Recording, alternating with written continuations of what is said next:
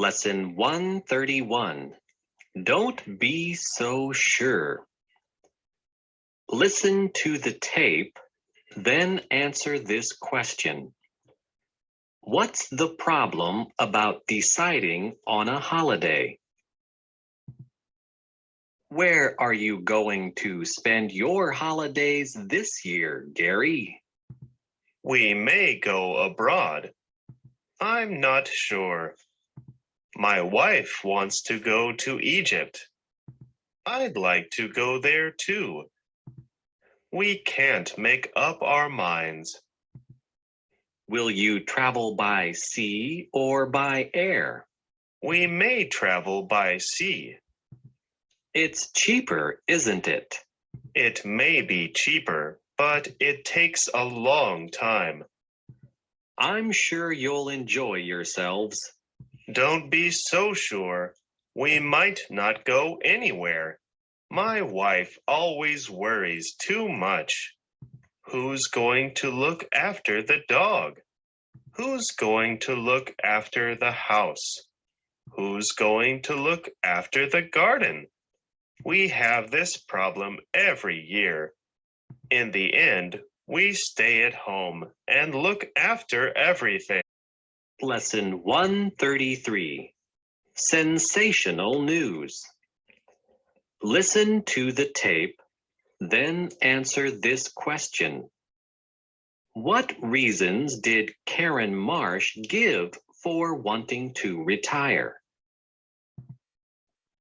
Have you just made a new film, Miss Marsh? Yes, I have. Are you going to make another? No, I'm not. I'm going to retire. I feel very tired. I don't want to make another film for a long time. Let's buy a newspaper, Liz. Listen to this. Karen Marsh, sensational news by our reporter, Alan Jones. Karen Marsh arrived at London Airport today. She was wearing a blue dress and a mink coat. She told me she had just made a new film. She said she was not going to make another. She said she was going to retire. She told reporters she felt very tired and didn't want to make another film for a long time. I wonder why. Lesson 135. The latest report. Listen to the tape, then answer this question. Is Karen Marsh going to retire, do you think? Are you really going to retire, Miss Marsh?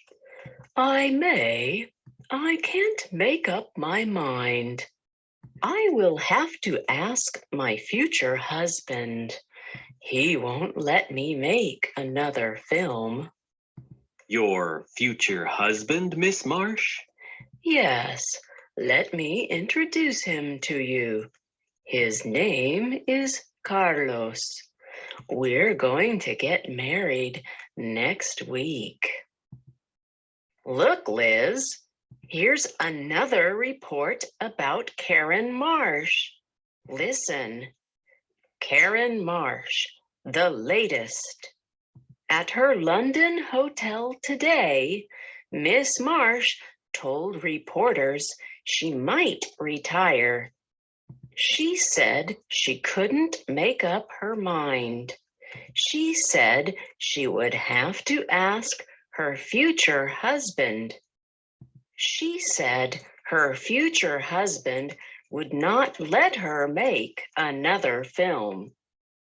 Then she introduced us to Carlos and told us they would get married next week.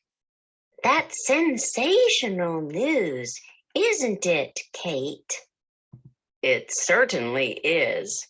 He'll be her sixth husband. Lesson 137. A Pleasant Dream. Listen to the tape, then answer this question. What would Julie like to do if she had the money? Are you doing the football pools, Brian?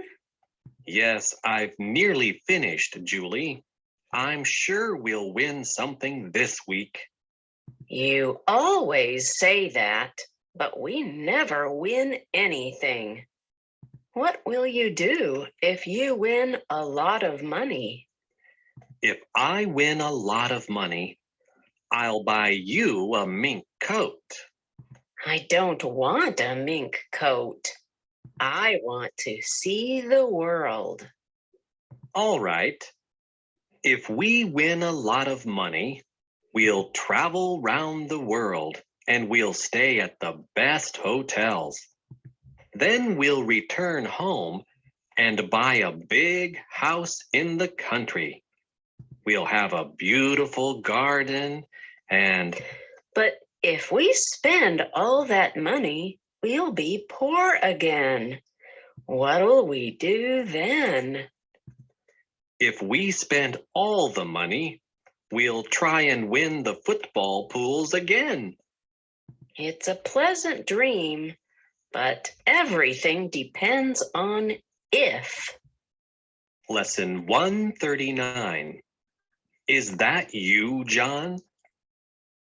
Listen to the tape, then answer this question. Which John Smith does Graham Turner think he is talking to? Is that you, John? Yes, speaking. Tell Mary we'll be late for dinner this evening. I'm afraid I don't understand. Hasn't Mary told you? She invited Charlotte and me to dinner this evening.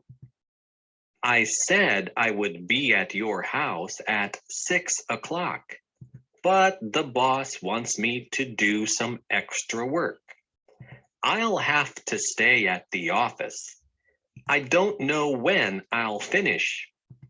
Oh, and by the way, my wife wants to know if Mary needs any help.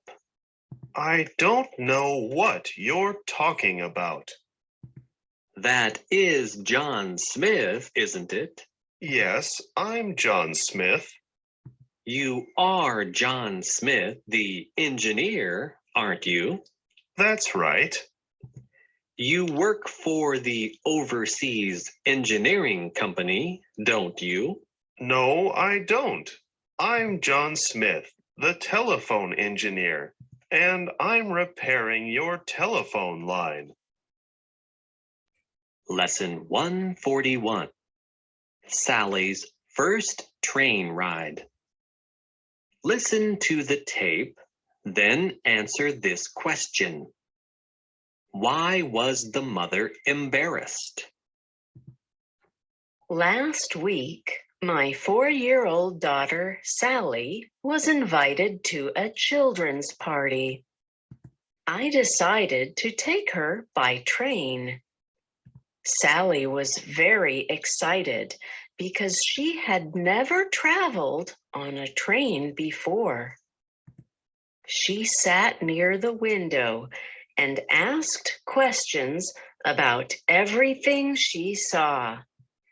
Suddenly, a middle-aged lady got on the train and sat opposite Sally.